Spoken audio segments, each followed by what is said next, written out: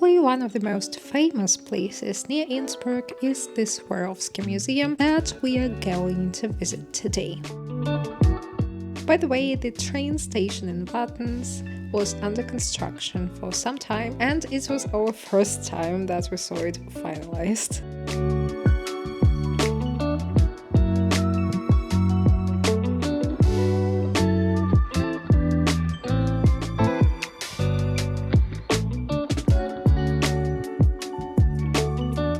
When you're searching for things to do in Innsbruck, you'll probably see visiting a Swarovski museum because it's like a very famous and popular place here. Although it's not in Innsbruck, it's in Wattens, where we are actually right now. And there is a shuttle bus that goes directly from the Innsbruck main train station to Swarovski Museum. But the shuttle costs around 13 euros, I think, and the departure times are not very frequent, so it's more like 4 times a day, I think, so you have like to plan accordingly. Or you can also go by train or by some local buses, but it's very likely you'll need to switch. I think a train is an optimal solution here, although you'll have to, and we have to, go a little bit from the train station to the Swarovski Museum. It's like maybe 20 or 30 minutes on foot.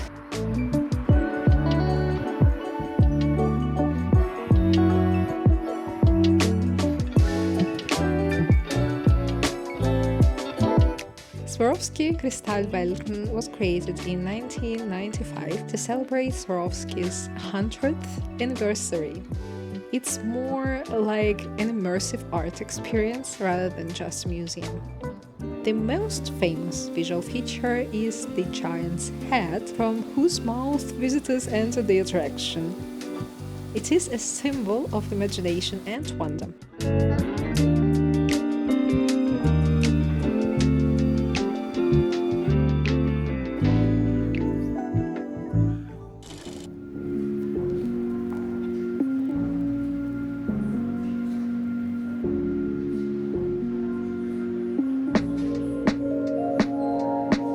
Inside are multiple themed rooms where internationally acclaimed artists and designers interpret crystals in unique ways. You'll find pretty much everything, like light and space explorations, art installations, and even a snow room.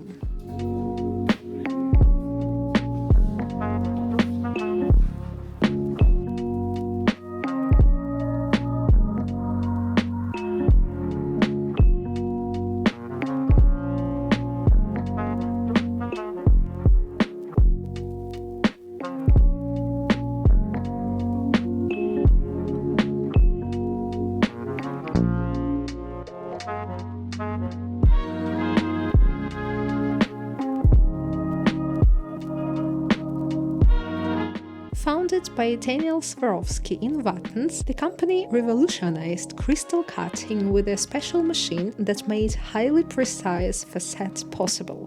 Swarovski crystals became famous for their brilliance, precision, and variety. Its crystal productions are used in jewelry, fashion, lighting, accessories, and decorative items.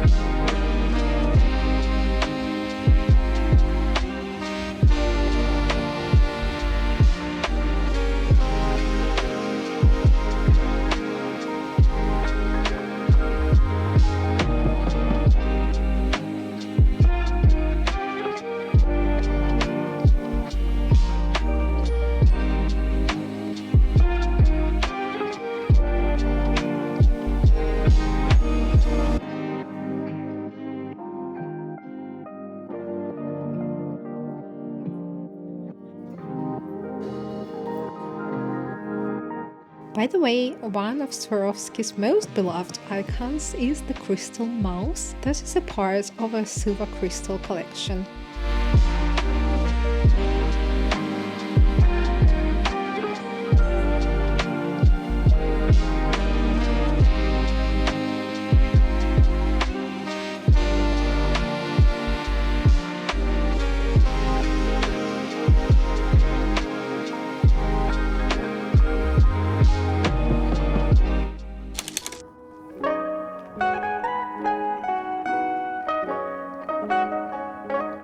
The outdoor garden of crystal worlds includes art, playgrounds, labyrinths, and sculptural installations. The centerpiece is the crystal cloud made of over 800,000 hand-mounted crystals floating above a mirror pool.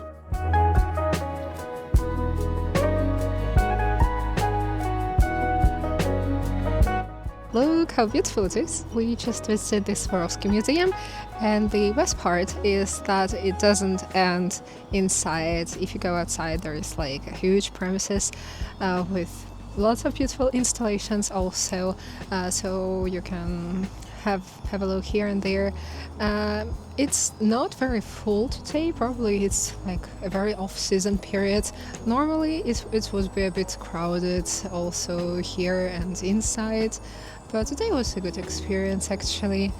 And there is also like a merry-go-round, I think, on the other side. I'm not sure it works today, we will see, but there are like things to do with kids as well if you have some.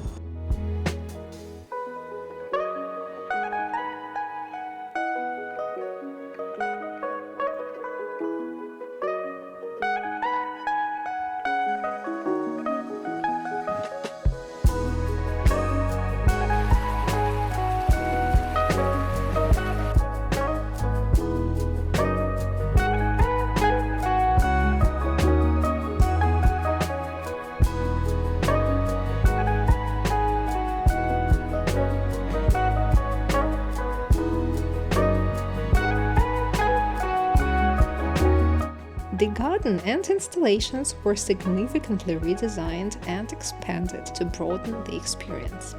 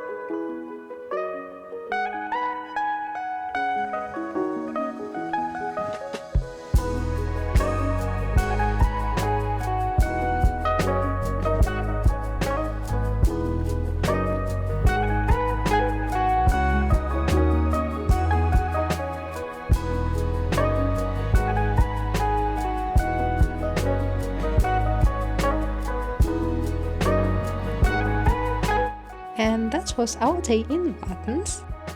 If you enjoyed the video or found it helpful, don't hesitate to subscribe and give me a thumbs up.